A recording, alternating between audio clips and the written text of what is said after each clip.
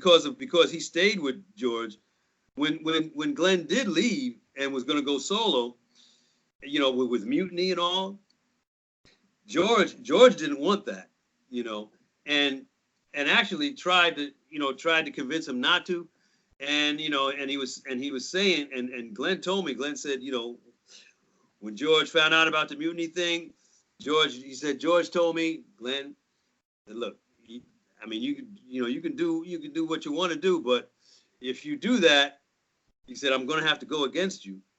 Now, Glenn said he didn't exactly know what George meant when he said that, but I just take it to me. I think it meant the same thing that it meant when he pulled back the Brides of Funkenstein. George formed the group, right? Formed Brides of Funkenstein, but then when they started to get notoriety, and then when they started to get some play, he pulled them back, and it's so because he didn't want them to leave, because that was a part of his thing.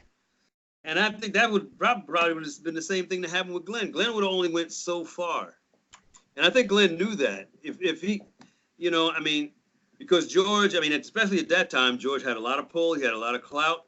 He had a lot of ways to stop a lot of things from happening. And Glenn, and Glenn's not stupid. I think he knows that. And so.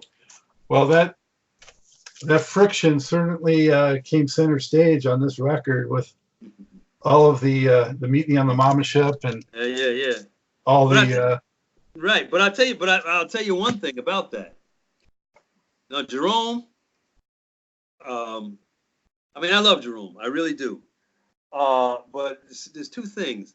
First of all, Mutiny, as Jerome, that record and the other Mutiny records that followed, was not the concept that Glenn had for that band. It wasn't. Now I'm telling you some inside stuff here. Now I don't know if you. Hey, this is truth and rhythm, baby. Yeah, you're right. So that was not the concept that Glenn had for that band, because I have record, because I was going to work with Glenn with Mutiny also, and I have recordings. I have things that Glenn wanted to use for Mutiny, and it is not that kind. There'll be funk, yes. There would be, but there was just going to be a whole lot of other things going on, because Glenn was a lover of like Steely Dan. He loved those guys. There were tunes that Glenn had written that were, that not necessarily like Steely Dan, but I'm talking about as far as the musicianship. He was going to expand the whole musical thing, and that's one of the reasons that I always wondered how it, like after the Funkadelic album, had Glenn stayed and Jerome stayed and all that, how musically that would have happened, because I know what kind of stuff that Glenn had in his head that he was doing. I have recordings of that stuff. There was stuff that we started recording that Glenn wanted to do. And Jerome, okay, now look, Jerome is only able to do what he's able to do. Jerome is not a writer. He's not really that much of a writer. He's not, he's not really a singer, whatever. Great funk drummer, but to tell you the truth, Glenn and I had conversations about Jerome and Mutiny, and how Glenn really hadn't planned to use Jerome for Mutiny, except for maybe a couple of things that Jerome is good at, like funk, some heavy funk stuff. But he wasn't going to be the drummer in Mutiny, because he didn't feel that Jerome had like the sensitivity to do like ballady stuff that Glenn wanted to do. And that's how he felt. You know what I mean? I don't know if Glenn. I don't know if Jerome ever knew that, but that's how, and I just think that Jerome should have given Glenn more props as far as Mutiny was concerned, because Jerome kind of turned it into his band and like made it think like it was his idea. Admittedly, I don't know how much he touted it as, as all his idea. I don't know. But I just think that, especially on the album and as far as credits and stuff, I think that he should have giving Glenn a little more, a little more credit, since Mutiny was his concept originally. So, but I mean, it is what it is. I mean, Jerome was able to have some success doing it that way, but and I played, and my own section played on all of that, and from that came chopped horns, I mean, but so this one. yeah, I mean, yeah, right, and I played on the stuff, but I had my doubts as far as exactly how long it could go on, only because I know that Jerome was a little limited musically with what he was doing with it, but like I said, I mean, Jerome did what he did. He made something out of it, and he took it. Jerome took it as far as he could, musically, which is what anybody, which is the what you could ask of anybody, just do the best that you could do with what it is, but it wasn't the original concept. That's basically what it is. Glenn had a very far-reaching musical concept that he wanted to put forth, but it's not a musical concept that I think that Jerome could really do, go as far with. I mean, for obvious reasons, it's not his fault. I mean, Glenn and Jerome are two different people, Everybody has their abilities, but, and that's my story, and I'm sticking to it. That's the truth in rhythm right there. Yeah, there you go. There are some great funk cuts though on here. Yeah. I mean, immediately I always liked the groove of Lump. Yeah. And then I was really surprised when I saw that Al Pacino movie that was so controversial around that time, Cruising, I think it was, and that song was prominent in that movie. Oh, because I thought it was.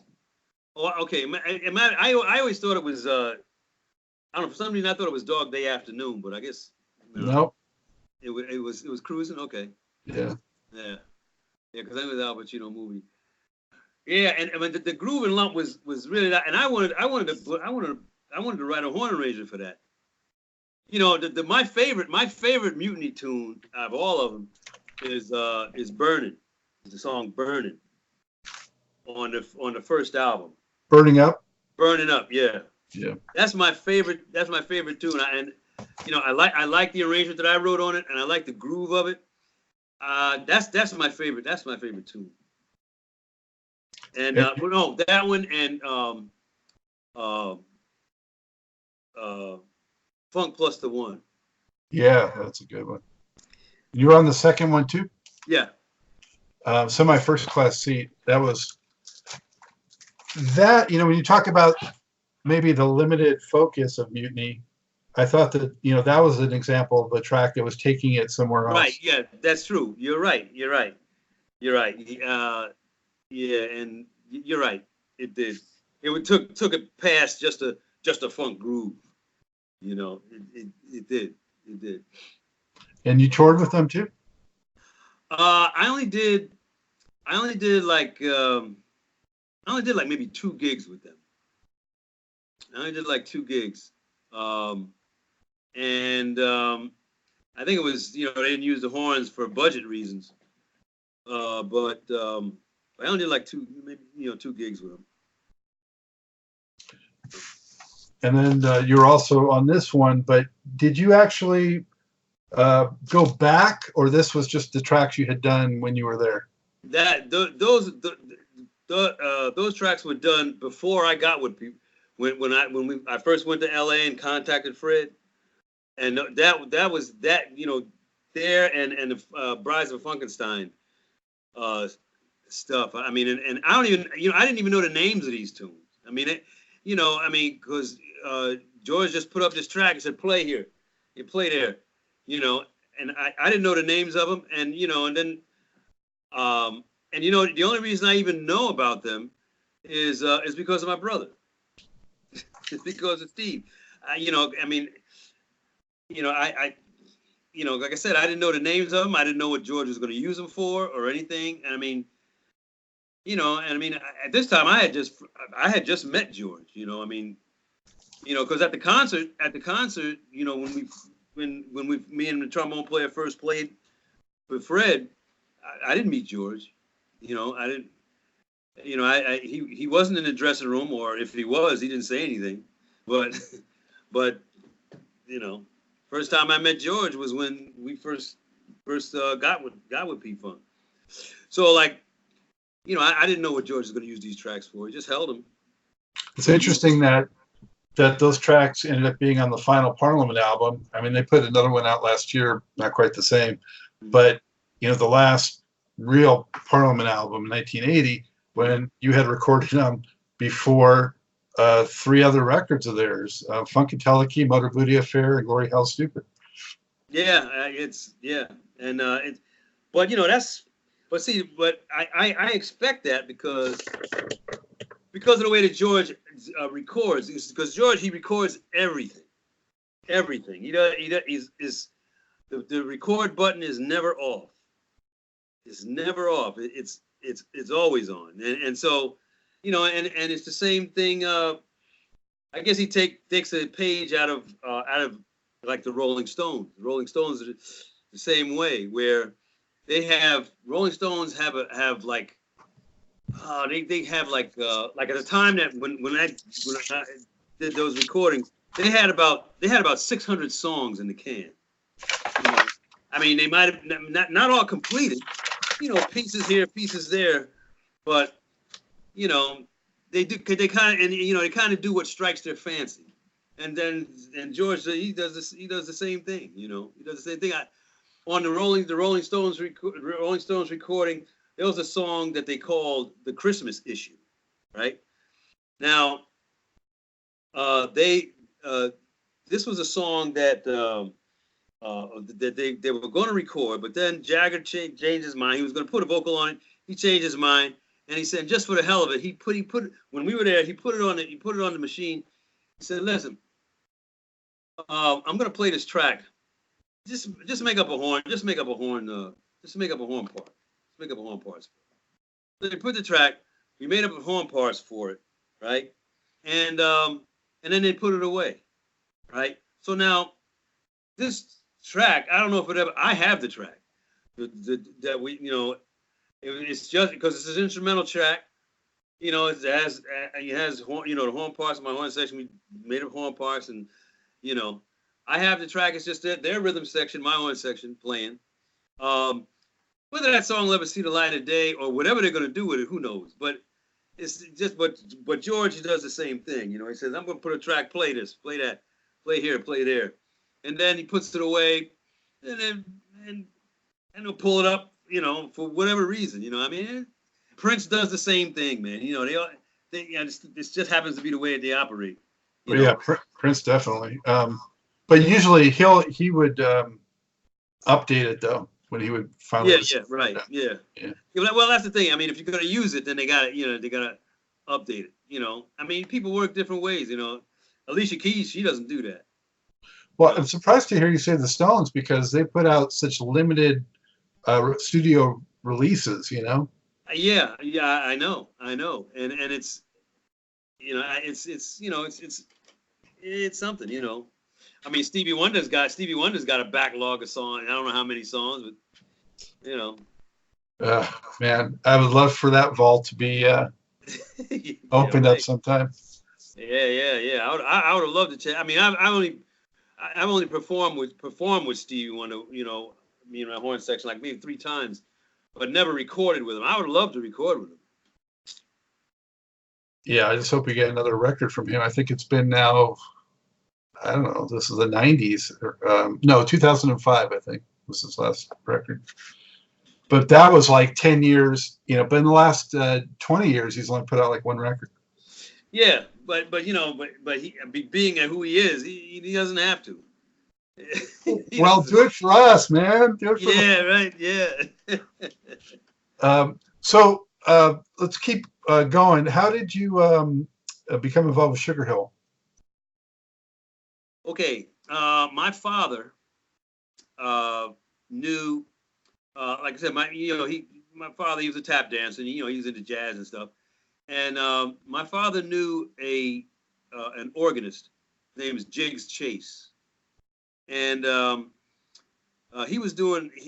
Jigs was playing at a club in Newark, playing this this club in Newark, and Jigs knew about me, because my father told him, my son plays sax and Jigs told him, well, listen, bring your son down, when he's just sit in.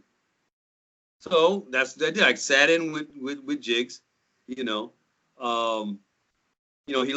liked my playing, and so he took my information, and then it wasn't until a little bit after that Jigs became a staff arranger at Sugarhill Records.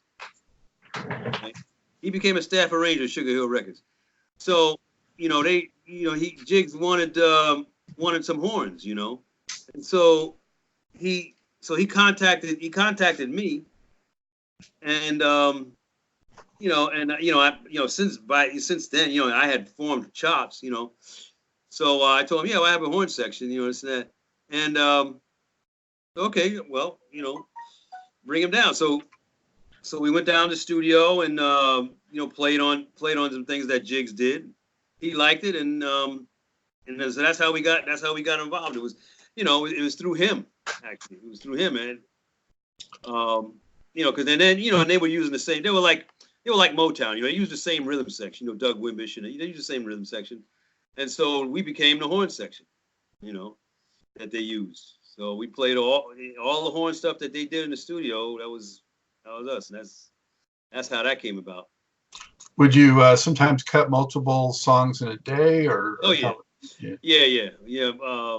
We were up there. We were recording tunes like 3-4 days out of the week, and cutting tunes that never came out. A lot of songs we played on never came out. We played on a lot of songs, and like I said, some of them came out and flopped, and they never really saw the light of day. Not really, because they were limited.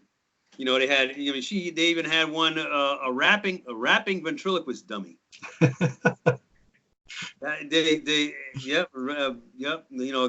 That became number one. Yeah, right. But it went nowhere. It didn't catch on. So it died an early death. So, but yeah. So that's how that happened. I got a list here. I just want to mention some of the ones that jump out at me that you were on, so that viewers know. Apache, Sugar Hill Gang. Yeah.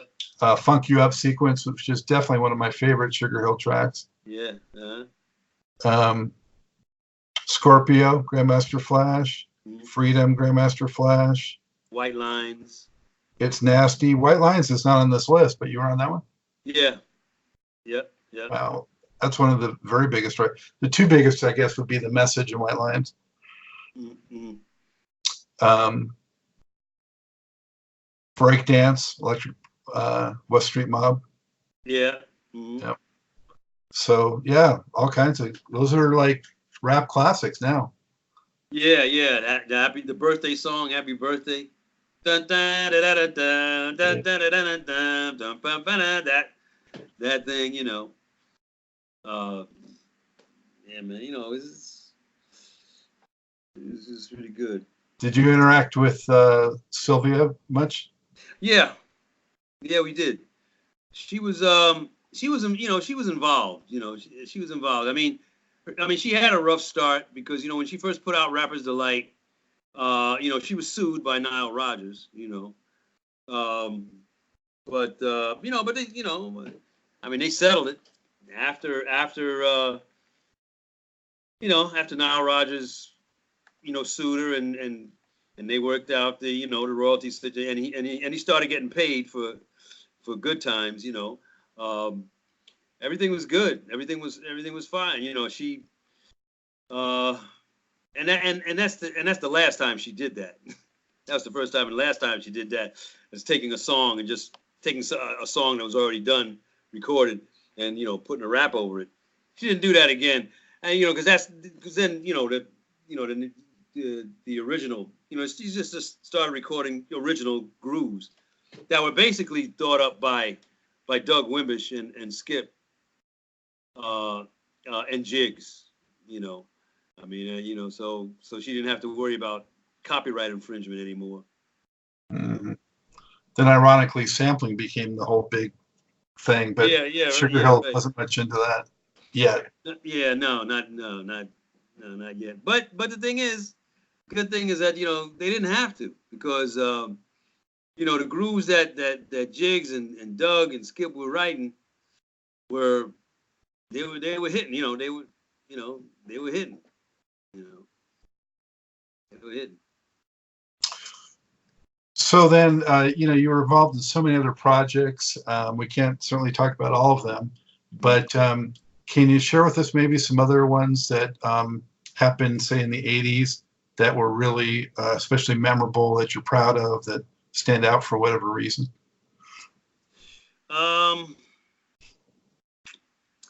Well, when you started working with, a couple of things.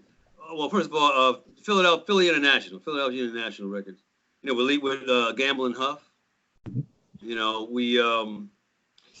because before we started working with them, they were working with Don Ronaldo, who did like the original stuff, like the original Soul Train theme and all of that, and then they had a gospel label that was headed by a guy named Tony Beck.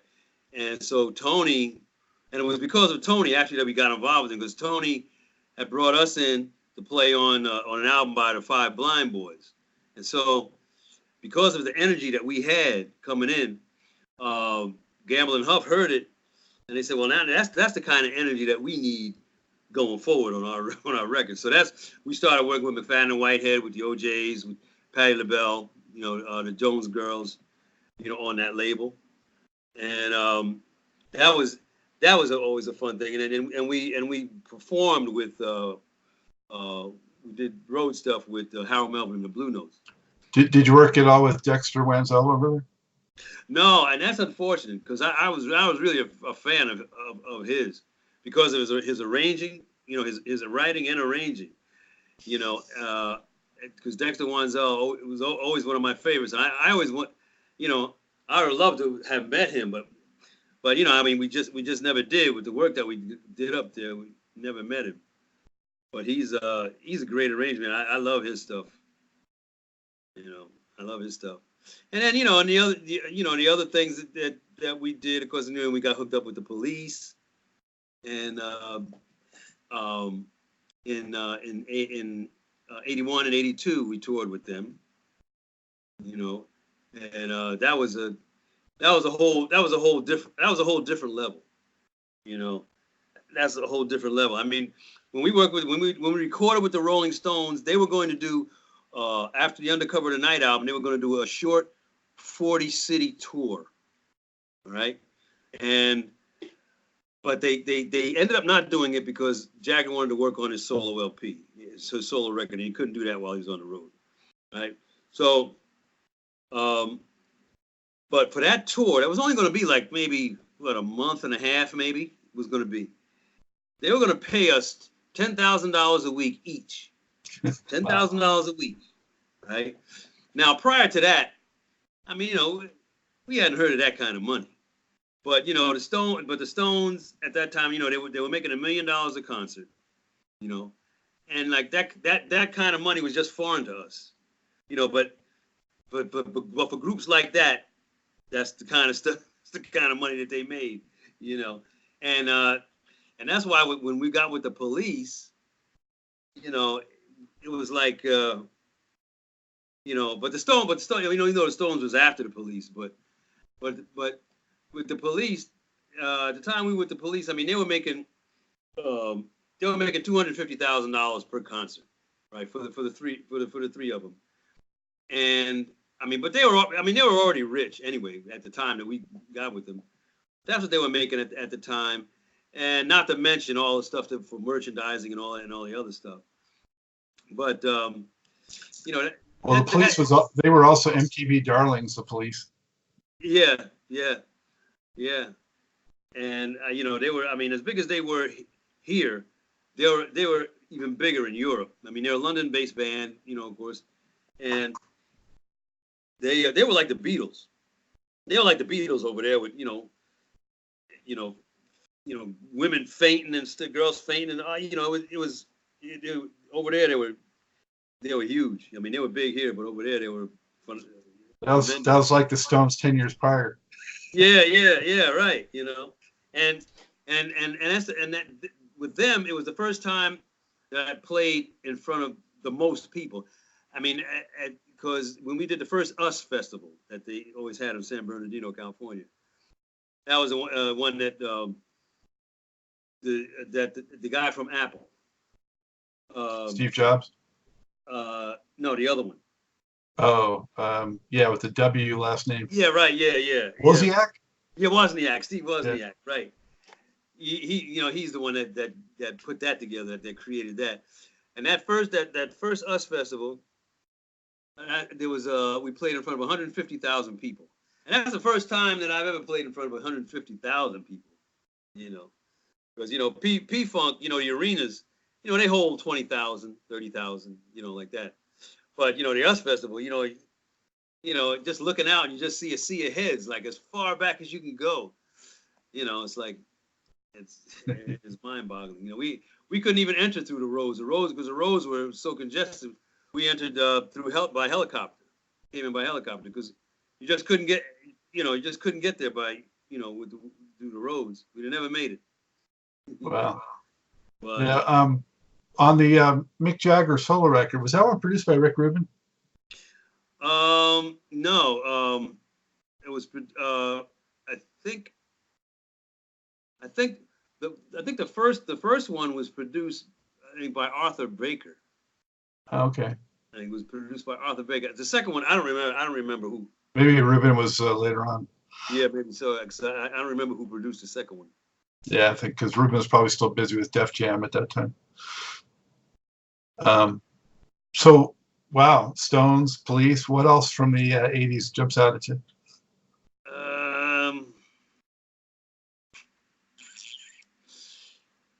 Let's see. I'm just trying to think, because.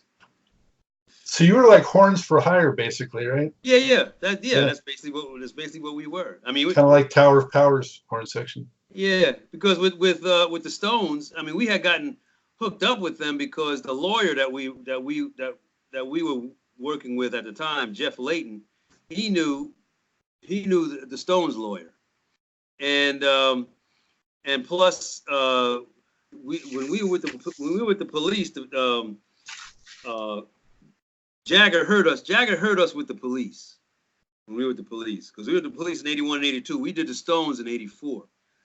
And Jagger heard us with the Police at one of the concerts that we did here. Jagger was there and he heard us, right?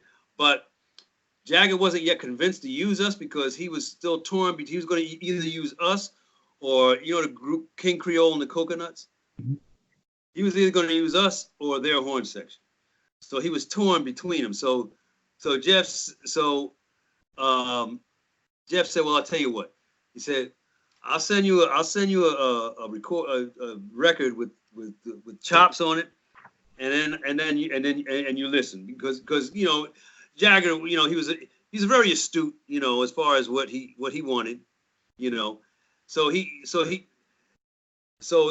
figured that, well, he wanted to hear how we would sound on record, because he heard us live, He wanted to know how you sound, because people sometimes sound different on live than they do on record. Vice versa, yeah. Right. So Jack said, I like the way they sound live. I said, let's hear them on record. So he listened, and he liked us. He liked us better. He liked our vibe better.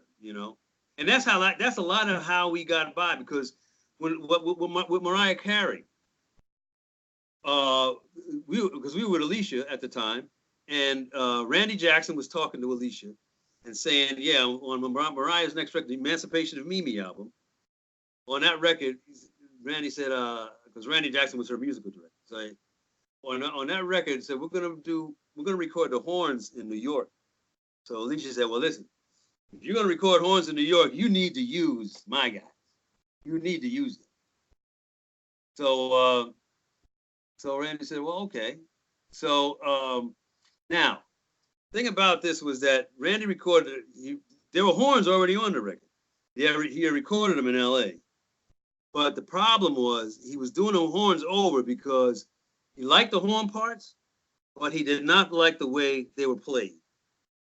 You know, they weren't gutsy enough. They didn't have enough grit. They weren't, you know what I mean? So that's where we came in, you know. And what we did, we played the same horn parts that were there, but we just played them with some more snatch, with a little bit more snatch, you know. And that's what he wanted. That's all the difference. I mean, yeah. So we did, we played exactly what was there, but we just put more attitude on it. And it makes me wonder. I'm wondering what the horn players that did it. I'm wondering what they thought of it. Hey, they learned a lesson, hopefully. Yeah. So, you know, but you know, that's how and that's how we got with Philly International. The same thing. It was the way that we played this stuff. You know, and people will say, people say the same thing about P-Funk. People say, well, Fred, Maceo, and them, Fred, Maceo, Cush, and Rick, you know, they weren't the cleanest horn players in the world, but man, they was funky as hell. You know, and for what Parliament was doing, they were perfect. You know, they were kind of a loose tightness, or a tight looseness, however you want to say it, you know, but it's just something about it. The way that they played it made you forget that, you know, there were little wrong notes here and there, you know, but, you know, the way that it made you feel, man, was. I mean, in my opinion, nobody can solo funk and play around funk grooves like Fred or Maceo. Right, exactly. And, you know, it doesn't take a lot of notes, like I said before. It's strictly a feel thing, and you know, and that's what I like Gerald Albright. You know, I mean, I first met Gerald Albright when I was playing with Patrice Rushen back in '77. I was playing in her band. We did a concert at Hollywood High School, and Gerald was a high school student at that time. You know, saxophone, you know, in a high school student, and at that concert, George Duke came and sat in. And you know that was a high time right there. You know, George Duke came and sat in. And anyway, you know, after the show, Gerald came backstage, you know, he was like all wide-eyed, you know, right? And okay, now Gerald Albright is a great player. I love his playing, man. He's a great player, man. You know, I mean, he wouldn't remember me. He wouldn't remember me because, I mean, he was in high school at the time. He wouldn't. If I went to him now, he wouldn't remember who I was. I'd have to tell him I was in Patrice's band when we came to Hollywood High School. But at any rate, I love Gerald's playing. He's a great player. But when it comes to me, Gerald can't play funk because a lot of sax players, they mistake staccato playing for funk. You know, now that's okay in some circles depending upon what you want to do. Like there's the Oakland funk, like the Tower of Power funk. That's you know, that's a different kind of funk. More staccato, yeah. Yeah, than Fred and Maceo's kind of funk. You know, now to me, I mean, I grew up on Maceo's kind of funk. You know, Maceo was my mentor as far as funk goes.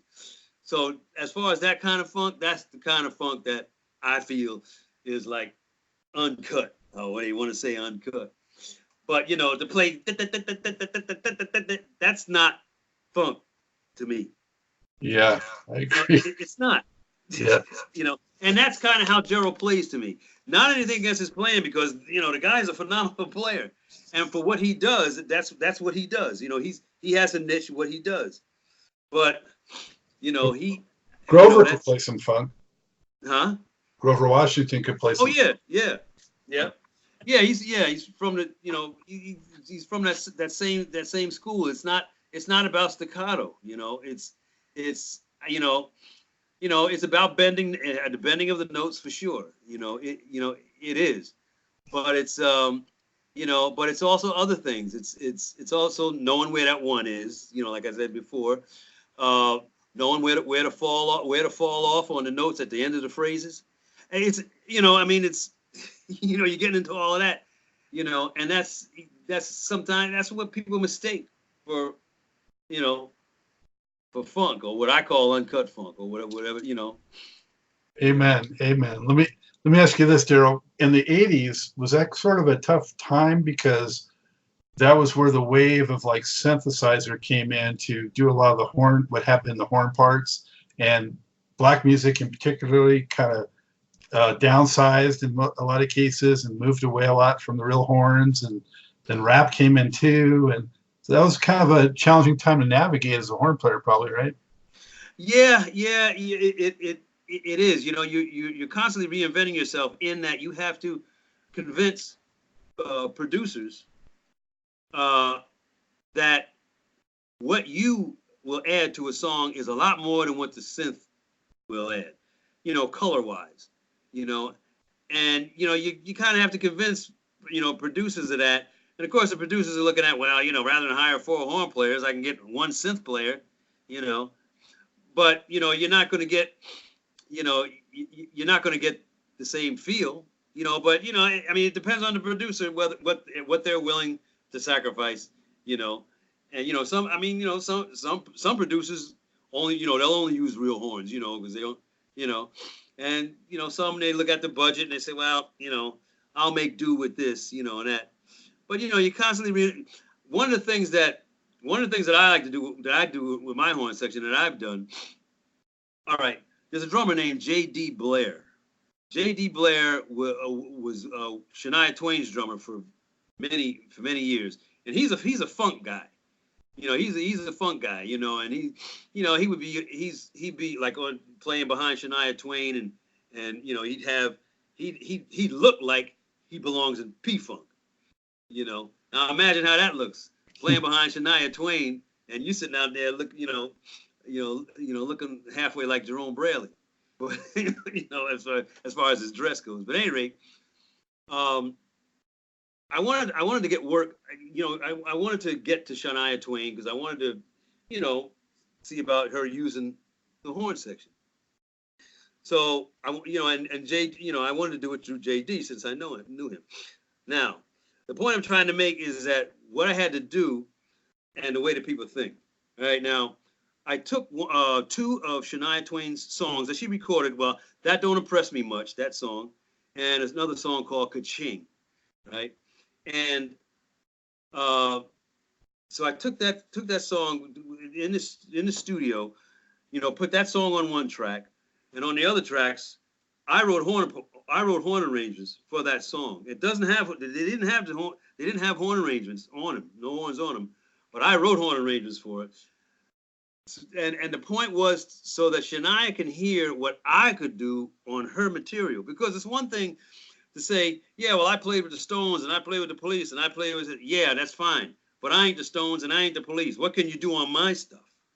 That's what people want to know. What can you do for me?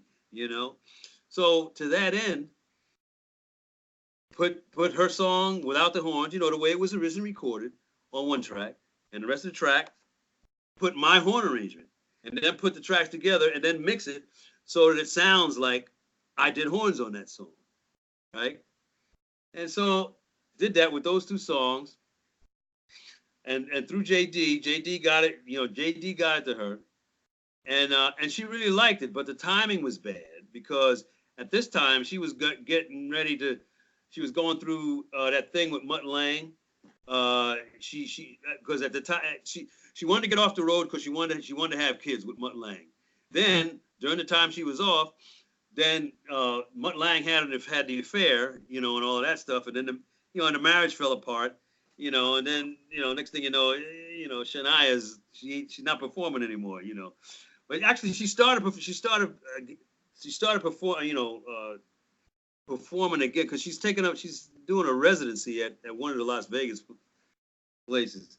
But at any rate, the point I'm making is that's something that I did in order to convince people of what you have, because nowadays horn players, they really don't have too much of a frame of reference. You know what I mean? You know, they do a few blips, a few blaps here and there, but nothing really, nothing really substantial. We grew up in the era of Earth, Wind and Fire and Kool and the Gang and all of that, where horns were making statements.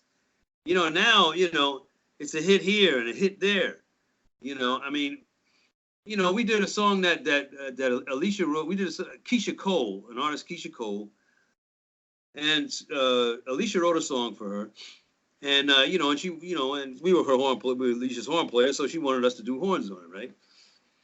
The whole song, we just hit, just blast like pow, and then like 8 measures would go by, go pow again, and that's all we did for the whole record. Now look, technically, somebody that's an artist that's looking for horns, they can listen to something like that. A 10th grade band student could do that. So that's basically what they'll do. They'll go out and get a horn player that's hasn't been playing too long, a young horn player that wants the experience of saying, wow, I played on this or I played on that, to play the simple thing rather than hire professionals, or rather than hire my horn section. They'll get 3 guys fresh out of high school and pay them like $500 a week to go on tour, or $400 a week to go on tour, and they'll gladly do it, rather than pay me and my horn section what we're worth, and what we bring to the table, because of budget constraints. And so so that's what you're dealing with, with that whole thing. Well, hopefully this will help get that word out and spread the word for horns in general and their enduring, special, important place in popular music, and your horn section in particular. But I remember, it reminds me of, I saw the Ohio Players come back like in 1989, and they actually were touring without a horn section. They had a synth trying to fill in for the horns. And so if you can imagine the Ohio Players material without any real horns, it was just, what a difference. I would say compare that and you get a really good idea of how much and how important real horns are. Yeah. And, I always commend, the rock and country, because they've managed to stay very close to their roots, because I say, imagine if you go to a concert to see AC/DC, right? And you come into the concert hall, right? You're anticipating the concert, and what's up there is 2 turntables. That's all you see, 2 turntables. And then when the concert starts, the lead singer, I don't know what the lead singer of AC/DC's name is. The lead singer comes Bryan out. Johnson. Huh? What? Bryan Johnson. Okay, that's his name. Okay, I didn't know what his name was. I happen to like AC/DC's music. Especially their guitar player, Angus Young. Yeah, Angus. That guy is a freaking monster, man. He is. That guy's a monster. And Mike Hampton was playing like that when he was 24 years old. You know what I mean? That's how much of a monster Mike Hampton was. But at any rate, Angus Young is one of the best guitar players that I've ever heard. At any rate, so imagine 2 turntables and Bryan coming out, and guy starts spinning turntables, and Bryan singing to the turntables. How do you think that audience is going to feel? You know what I mean? Oh, they're going to be irate. Right, exactly. They come to see, you know what I mean? But in rock and in country, I find, they have real guitars, real singers, playing real stuff. Whereas in the R&B market, and unfortunately, and R&B has had the rich history that R&B music has had. Even with that, in the R&B market, they come out and do that. But I also blame the audience also, because they accept it. They accept it. As long as it's selling, that's what they're going to do. So Darryl, thank you so much for spending so much time, man. These stories have been phenomenal. Just, what a fantastic career you've had. And just on behalf of all the viewers and listeners, thank you for all the great music you've given us through the years. A lot of gratitude. Thank you. Thanks for having me. And how can people keep up with, what you're doing? Well, they can go to website chopshorns.com, CHOPSHORNS.com. And you can keep up with us that way. Excellent. Thank you so much. Continued success, and thank you again. Oh, and Facebook also. Facebook, of course. Yep, Chops, yep. Great. Okay. Thank you. Thank you.